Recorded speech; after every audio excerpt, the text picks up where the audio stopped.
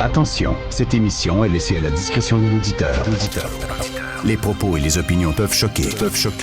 Oreilles sensibles s'abstenir. Richard Martineau.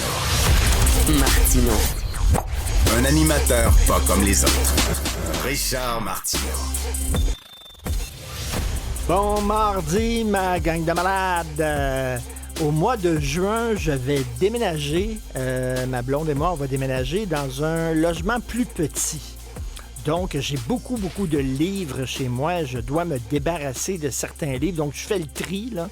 Je regarde ceux que je garde et ceux dont je me débarrasse parce que je peux pas tous les apporter chez moi à la maison. Et en faisant le tri, je suis tombé sur le petit catéchisme. Alors, j'avais acheté ça à un moment donné, c'était 3 piastres à la librairie Renaud-Bré parce que j'avais besoin de citer le petit catéchisme dans une chronique quelconque.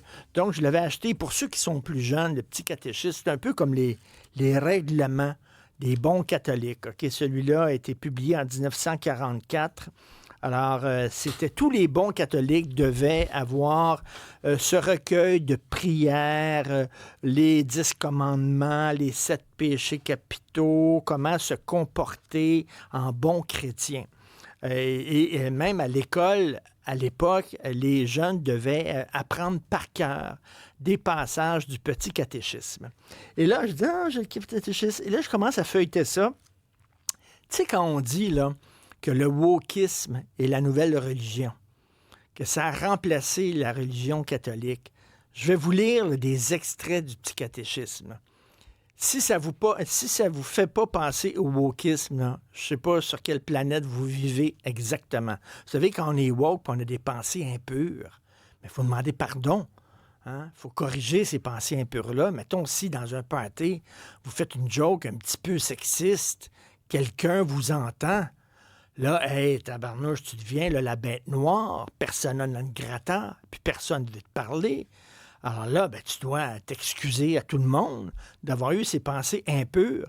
Mais vraiment, le wokisme prit ses racines dans la religion catholique, entre autres. Alors, je vais mettre mes petites lunettes.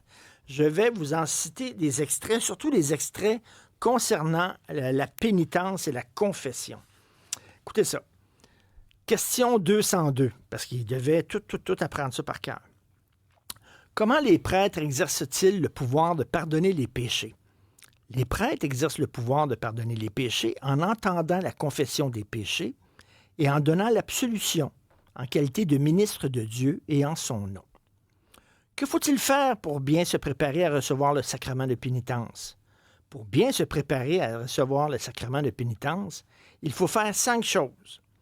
Premièrement, examiner sa conscience. Deuxièmement, avoir le regret de ses péchés.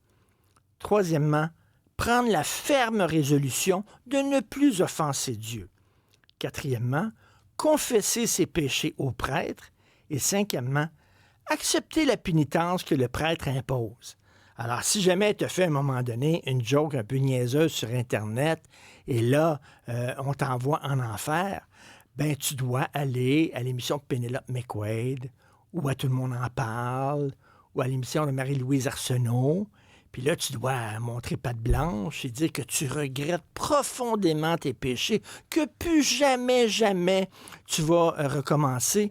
Tu demandes l'absolution de la part de l'animatrice ou de l'animateur qui va peut-être te le donner. Puis après ça, tu réfléchis dans ton coin. En quoi consiste l'examen de notre conscience? L'examen de notre conscience consiste à nous rappeler tous les péchés que nous avons commis depuis notre dernière bonne confession. Quel moyen faut-il prendre pour examiner sa conscience? Pour bien examiner sa conscience, il faut passer en revue, l'un après l'autre, les commandements de Dieu et de l'Église, les 7 péchés capitaux. Jamais tu ne diras quelque chose contre la théorie du genre.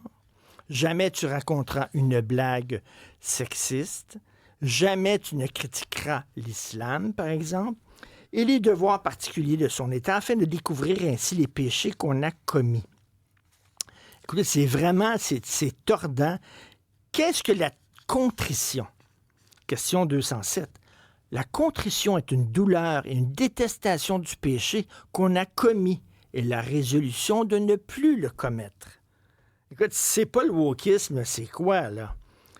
Faites un acte de contrition. Mon Dieu, j'ai un extrême regret de vous avoir offensé parce que vous êtes infiniment bon, infiniment aimable et que le péché vous déplaît. Pardonnez-moi pardonnez-moi par les mérites de Jésus-Christ, mon Sauveur.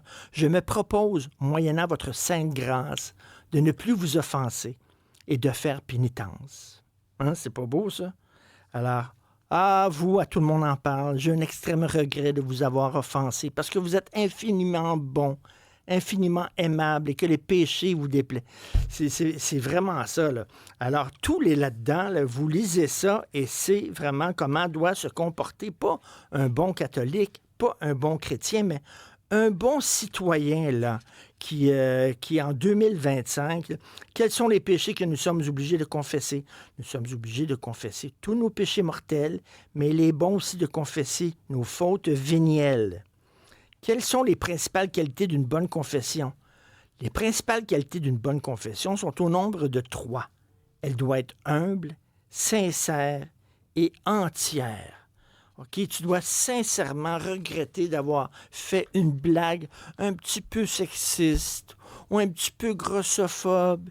Et là, tu dois demander pardon et après ça, on va te pardonner. Et c'est tellement drôle. Et là, je lisais, je ne peux pas lire tout, là, mais je lisais des extraits du Petit Catéchisme. Et c'est vraiment, on devrait republier ça. Mettre le wokisme au lieu du catéchisme et donner ça en classe à tous les étudiants. Ils sauraient comment bien se comporter en 2025.